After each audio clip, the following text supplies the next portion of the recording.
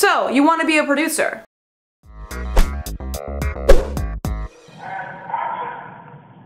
Welcome back to the film industry with the Amber Living Vlog, and I'm Amber, and today we're going to be continuing the Producing 101 series with, what it takes to be a producer. What kind of skills should you have? What personality traits? What characteristics do most producers have in the film world? Now, we already went through what each producer does, what they do, what co-producers, line producers, what they do, so we're not going to cover that. We're not going to go through prep, production, and post-production and through every stage.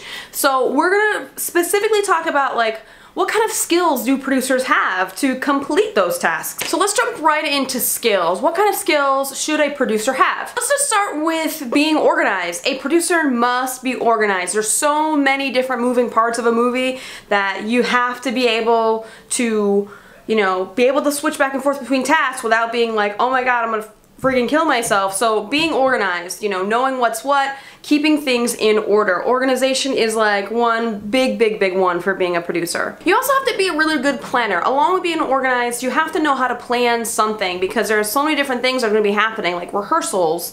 You're going to have tech scouts. You're going to have, location scouts. So you're going to have all these things that you need to be able to plan, like working with someone, giving those people a time, confirming that those things are going to be done at a certain time and date. So planning is a huge part of filmmaking and being a producer. Leadership and management. You have to be a really good leader. You can't be shy about or even uncomfortable with trying to delegate certain things. You are the example. You are going to be looked up to, so you need to know that you're in that leadership spot and that people are looking up to you, and you need to know how to manage a team because there are going to be so many different people working beneath you and probably beside you and most likely above you, unless you're like top-notch producer on a project. But you have to know how to manage a team. You're human resources with a team. And I always hate saying this, but I mean, when you're a producer, you're almost like a babysitter for certain things because there are going to be problems between, crew members, different people on set. They might have issues between departments and stuff like that, and you need to know how to kind of crisis control, manage those people, and make sure, work's still getting done and hopefully everyone's being civil. Like I mentioned about being crisis control, that moves right into, that's our segue right into problem solving. You need to know that you are going to be a problem solver. There are problems that are going to arise and you are going to have to figure out what to do. So for example, we're shooting in a location, we're in an apartment building, and the owner is like, no, I want you guys out of my house. So what do? You have to figure out a plan B. You have to have those things ready. You have to be a problem solver and really quick thinking. So I'm going to jump into the business side of things. You need to be financially savvy, and as a producer, I know that you have a creative aspect, but you have to think about the bottom line, which is your movie going to make money? Is there a way for investors to make their money back? So you have to be business savvy. You have to know how to run a business. You're ultimately an entrepreneur when you're a producer and you're doing your own projects and you're an indie producer. You basically have to be really good with money.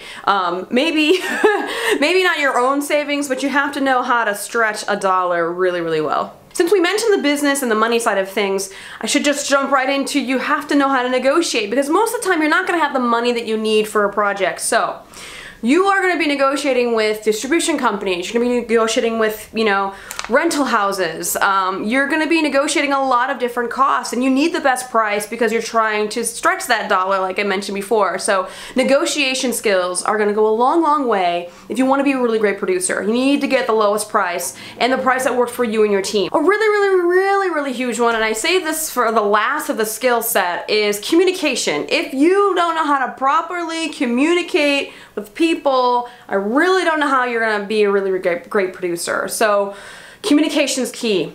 Emailing, on the phone, texting, you have to know how to talk in front of people because you're going to be holding production meetings. You're going to have, there's a little bit of public speaking in there. So you have to know how to convey certain information in email properly because so many things can get misinterpreted multiple times. So super straightforward, knowing that if something is this is this and that, and everyone understands, making sure everyone on your team understands what you need. Let's jump into characteristics and personality traits of a producer. Now, a lot of people have I don't want to say a misconception or not a nice thing to say about producers. So most producers are known to have huge egos, and I don't want to say that is not true because I have met said people that are producers and they have huge egos. Just stay grounded, people. That's my one tip to you. Some characteristics and personality traits. I'm not even going to touch on egos or anything like that, but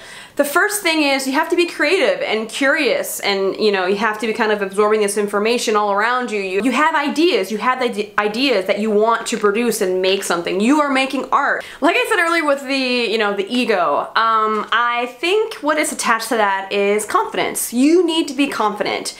If you are not confident, how are you going to get a whole crew of people to work on what you want to be made? So confidence is key. I know everyone says it about everything, but if you're a producer, you need to be confident in your idea and what you want made. Producers have to see the big picture, and I hate using that pun, but you have to see, you know, the end goal of a project, but you also need to be able to kind of see the details in it, because a lot of things can be missed in the details of a project. So you need to be detail oriented, and a lot of producers really are, and like great producers are just have that eye for detail, and I love it. So great producers have an eye for detail, but they also can see the long game. So they have the ability to kind of switch back and forth between the two. A lot of producers are independent. You're not going to be getting answers from anybody else. You're the one that is going to be answering those questions when people are asking them. So you're independent, you're running stuff, and you kind of have to be able to be okay with the decisions you're making and not be like, oh my god, what do I do? You know, you have your peers, your other producers that you're working with, but at the end of the day, you kind of need to be able to run solo. So along with independence, and this is like the opposite end, you're independent on one side and you don't need to be told what to do to get things done. You don't need supervision, right? But you also need to know that collaboration is a huge, if not the thing of filmmaking. One of my favorite quotes, and sometimes I put this on my call sheets, is from James McAvoy, and he says, filmmaking is a miracle of collaboration because it takes so many different people to make a movie. There's so many different moving parts, and collaboration usually brings out the best idea. I mean, sometimes it can be really horrible if there's too many people collaborating and you guys aren't kind of syncing well, but collaboration is something that you need to be used to. I feel like this is a really big one. It goes a long way, being social. Now, I don't think it matters if you're an introvert or an extrovert. Either one works. As long as you're connecting with your team, it's great. But being social when you're making a movie and while you're a producer, I feel like is a useful characteristic to have, because one, sometimes it just makes things go smoother. Communication is part of being social. Also, being social is part of networking. They kind of go hand in hand, because if you don't know how to be social, it's going to be really hard to networking, and that is something I work on all the time. Like, networking, being social is super hard for me because I'm very like, work. Let's get the work done, and I forget that there are people there. You just have to, you know, kind of get along well with others, and there's nothing wrong with that. Like, you know, I don't get along with others a lot sometimes too, but and I work on that, and that's, you know, that's just how you get better. So just keep that in mind. You're working with a ton of different people. So this is a huge one, and this is like from start to finish. As a producer, you need to have commitment and dedication because it is a long run. You are going to be working on a movie for fucking forever. We're not even talking about just production. Now, I know I said in the So You Want to Be a Director video that dedication. Producers are in it for even longer than the director. So they're in it from start to finish, and sometimes we're working on other stuff at the same time. So commitment and dedication, if you don't have those, man, you shouldn't even be in the filmmaking industry at all. So that wraps up the skills and characteristics of a producer that you should have to be a really good producer, or at least a good start. You notice I didn't say anything about being kind and being nice, and I feel like just having respect for your fellow person that you're working with, or who's ever on your team, just goes without saying. You should be able to have respect for the people that are working for you. That's common. I mean, for me, it's common sense. You're on the same team. There should be no reason for disrespect or anything like that. One thing I should have mentioned was being a pushover is kind of not. That would probably be in the collaboration section of it, because there are going to be some times where people are going to push you in a certain direction, but you just know in your heart, you just feel it. You're like, no, this is the right way. I feel like if you have certain instincts, follow them. And there's when your negotiation skills come in, because you have to persuade people into your idea, and you know, it's all connected. A lot of skills are connected here. Persuasion would go in the negotiation one, because you know, you gotta convince people that this is a really great idea and you want their money, and you're like, yes, this is a good idea, so give me all this money, and getting people to be on board with your project also, like persuasion. I don't like saying manipulation, because manipulation's like a really like an ugly word, so we won't talk about that. So there are so many things that go into being a really, really great producer. I would say that it takes years to be a producer. So what does it take? Like, what do you gotta do to be a producer? You know, you have the skill set, you have certain characteristics, you have the vision, you have, you know, you have a script even, and you're like, what do I do? I would say that you start small.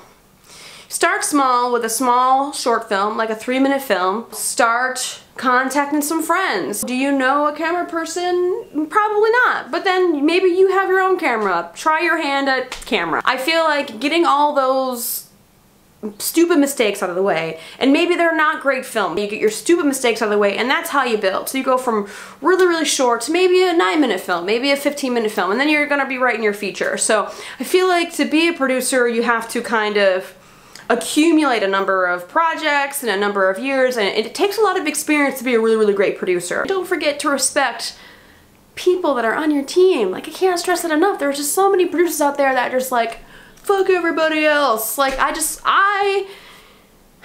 man, we're all in it together, and I don't understand how this whole like thing that producers have, like, I don't know, they have such a bad name, and I know that there are some really, really good ones out there. So, okay, that is it for this week's episode. That, I think, will be wrapping up the Producing 101 series. I didn't do associate producers, but I might next week. I wanted to do something a little more, not as boring, because the associate producer position is like, it's not as, I don't know, it's just not as fun to do, but I will cover it, because I know there's a lot of people who want to know what an associate producer does, so I will cover that. Okay, so this is not wrapping up the Producing 101 series. There'll be one more video. So I guess that's it for this week. I will see you guys next week, and that has been the Film Industry with the Amber Living Vlog, and I'm Amber. And of course, if you have any comments, concerns, questions, statements, anything you might want to add to this video, please comment below. I'm always happy to answer anyone's questions and just see what anyone has to say. And of course, subscribe, because, you know, let's just make the dream work here.